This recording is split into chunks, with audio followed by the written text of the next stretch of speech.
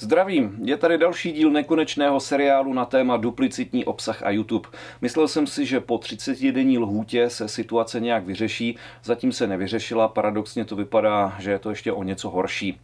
Popravdě řečeno přestávám si myslet, že to dobře dopadne, a protože si vážím veškerého vašeho zájmu a veškerých slov podpory, tak bych vám tady chtěl představit facebookovou stránku Badatele, stejně tak účet na Twitteru, kde se případně, kdyby to nedopadlo dobře, budete dozvídat, kde jsem, co dělám, kde pokračuju, kam jsem zmizel. Moc děkuju za všechny projevy přízně a dokonce i za projevy ochoty mě podpořit, protože mi na nakladatelství řekli, že mám, jak to půjde, propagovat svou knížku, tak když mě chcete podpořit, kupte si ji. Ale před týdnem jsem publikoval v tajemnu video o Drákulovi z Českého Krumlova a ozvalo se mi několik kritiků, kteří tvrdili, že moje teze o tom, že Bram Stoker napsal Drákulu a inspiroval se v Krumlově, je trochu odvážná. Ona odvážná je, já ji mám ale čím podložit. Podívejte se na video.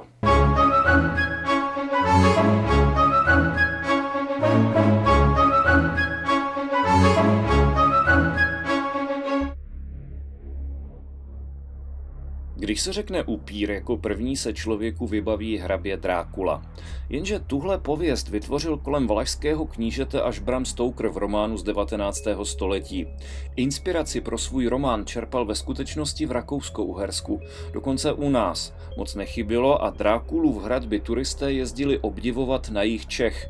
Je to sice troufalé tvrzení, ale já ho mám o co opřít. Na počátku románu Drákula stál příběh českokrumlovské kněžny Eleonory Amálie ze Schwarzenberku.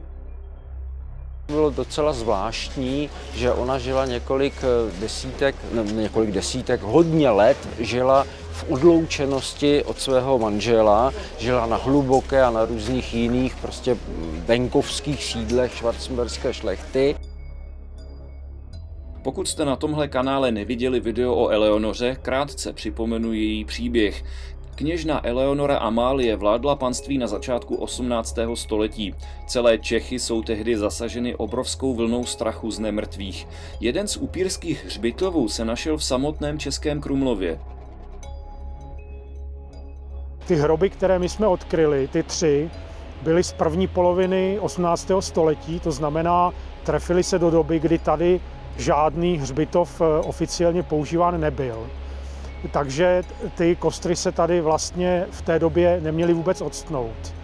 A také se podařilo zjistit, že zhruba v rozpětí let někdy 1740-1750 došlo v Krumlově ke 3 sebevraždám a není vyloučeno, že ti pohřbení tady byli vlastně ti krumlovští sebevrazi. Sebevrazi byli vždy podezřelí z upírství. Eleonora se po smrti svého manžela znovu neprovdala, věnovala se alternativní medicíně a snažila se například pomocí pití vlčího mléka překonat záhadnou nemoc, kterou trpěla. Ke hrůze svého okolí příznaky její nemoci upíří nákaze přesně odpovídaly. Vytí zajatých vlčic jí na děsivé pověsti ještě přidalo. Když v roce 1741 zemřela, zcela netypický jí byla provedena pitva. Ta pitva byla výjimečná v tom, že se vlastně dělala za přítomnosti excelentních lékařů tehdy, bylo jich několik a ta pitevní správa je neobyčejně rozsáhlá a takzvaně běžně se to nedělalo ani u mužských potomků jakéhokoliv významného aristokratického rodu. Ne, že by pitva byla výjimečná jako taková, ale v takovémto rozsahu byla skutečně výjimečná a poukazuje nebo směřuje nás to k něčemu, o čem nebo nad čím by mohly být jakési otazníky. O tom, že román Drákula vychází z příběhu Eleonory Schwarzenberkové, je přesvědčený Rainer Keppel, profesor na Vídeňské univerzitě. Kontaktoval jsem ho s žádostí o pomoc při hledání důkazů nebo aspoň indicií. An autopsy, that's what I say in the movie, and that's what I write in the book. An autopsy is a very good opportunity to drive a stake through somebody's heart, because that's what you do. If the doctor wants to find out what the reason for your death is and why you had to die, they can't open your body and they can't open your heart, because they want to know if it has to do with the heart. And this was very rare, and that's exactly what you do vampires. You drive a stake through the heart of the vampire. And then, of course, the heart of, as you know, the heart of Eleonore Schwarzenberg was separated from the body. The heart and the body are in two different places. That's very good, because if you separate the heart of a vampire from the body, the vampire cannot, there's no resurrection. They cannot become undead. So that's a safety measure. And I thought this is very interesting. Najít náznaky o tom, že Drákula byl ve skutečnosti z Čech, je docela složité. Po Eleonoře byly totiž důkladně zameteny všechny stopy. Portrét, obrazy mají vyřezané obličejové partie a jsou nahrazeny oficiálními obličeji. Kompozice obrazu je změněna, ano. Přestavěno apartmá, zřejmě hned poté propuštěno služebnictvo nebo osobnosti dvora, které tehdy doprovázely její život, ano, a tak podobně.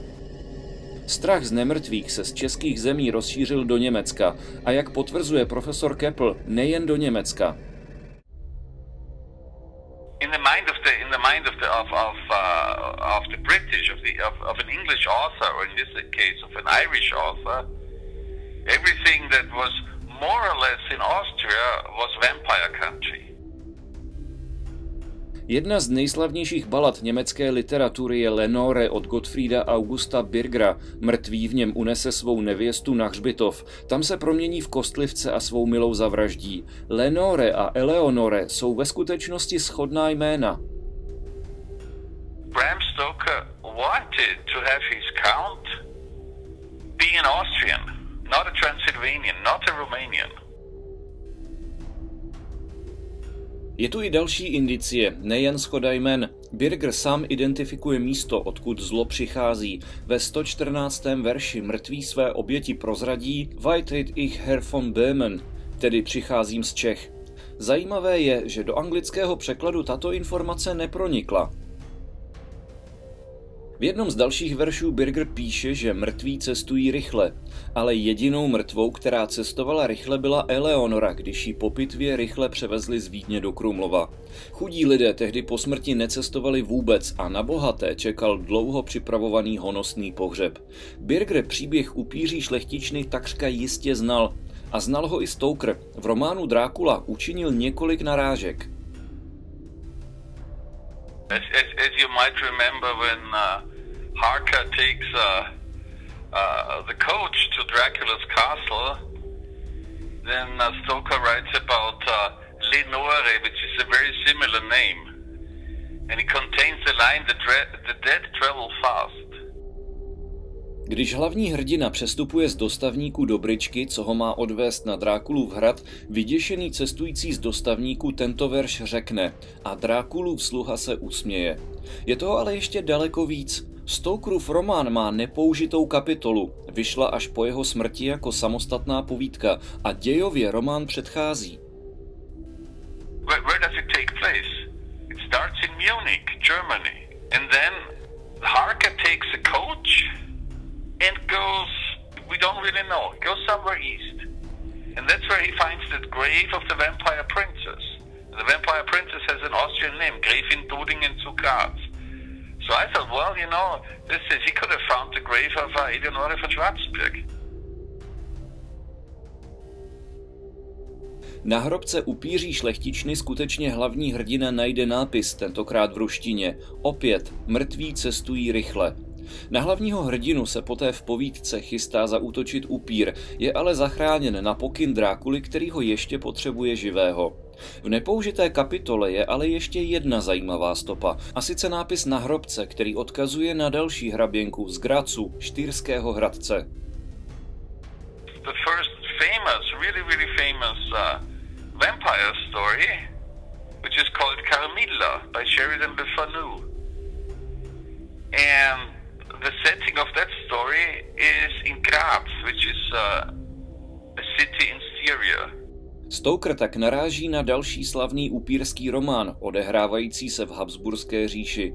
Zemí hrůzy pod nadvládou upírů tak skutečně bylo Rakousko a jeho temné příběhy děsily celou Evropu a inspirovali spisovatele. Proč Bram Stoker nakonec dějiště Drákuly změnil, se můžeme jen dohadovat. Českokrumlovský děs ale takřka 100% znal a rakouské vampíry proslavil celosvětově. Mimochodem, ten příběh ze Štýrského Hradce mě taky začíná zajímat.